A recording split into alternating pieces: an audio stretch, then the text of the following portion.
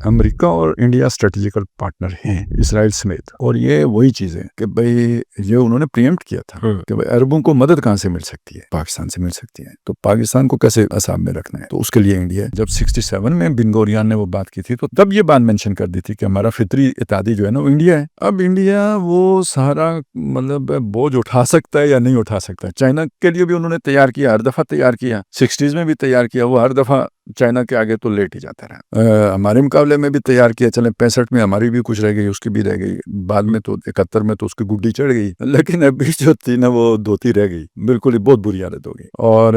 اس کے بعد اب دیکھیں انہوں نے اپنے عوام کو وہی لولی پاپ ہی دیا ہے کہ ہم جیت گئے، یہ ہو گیا وہ ہو گیا، اصل حقائق تو وہ نہیں ہے، وہ بتا بھی نہیں سکتے۔ اس کا مطلب کیا ہے؟ مطلب یہ دو ہیں کہ انہیں اپنے عوام کو مطمئن کرنے کے لیے کچھ نہ کچھ تو کرنا پڑے گا۔ جس درجے میں وہاں انتہا پسندی آ گئی ہے تو اب وہاں کوئی معقول بات تو نہیں ہو سکتی، کرنا پڑے گا، تو اس کا مطلب پہلے سے زیادہ مار کھانی پڑے گی۔ اب ہم تو پہلے سے زیادہ ہمارا اعتماد میں اضافہ ہو چکا ہوا ہے، تو تیاری بھی زیادہ ہوگی، ظاہر ہے وہ چائنا بھی دیکھ رہے ہیں، باقی بھی دیکھ رہے ہیں بلاک کے ممالک، تو انڈیا کے لیے تو خطے میں تو کچھ نہیں بچا ہوا۔ اب آپ یہ دیکھیں نا، یہ جو ہمارا معاہدہ ہوا ہے سعودی عرب کے ساتھ، اس کے بعد انڈیا کی عرب میں کیا پوزیشن رہ گئی ہے؟ وہ تو سارا کھاتا، جس معیشت پہ وہ اتنا نازاں تھا وہ تو انہی کے دم سے تھی، $40 بلین کا صرف سعودیہ کے ساتھ ان کی تجارت وہ چلتی تھی، اور پھر عرب امارات، ایران، یہ تو ساری چھٹی ہو گئی کہ نا میں یہ چاہ رہا تھا کہ اگر یہ کچھ کرتے ہیں تو مار کھائیں گے، نہیں کرتے تو یہ ٹوٹ پھوٹ کا شکار ہوں گے، کیونکہ یہ جو انہوں نے اپنے اندر جوش پیدا کر لیا ہے نا، تو وہ اگر کوئی بیرونی دشمن نہیں ملے گا تو وہ ایک دوسرے کے ساتھ اب لڑیں گے، تو انڈیا کا تو کوئی مستقبل، یہ تو اسرائیل سے بھی برا حال نظر آ رہا ہے۔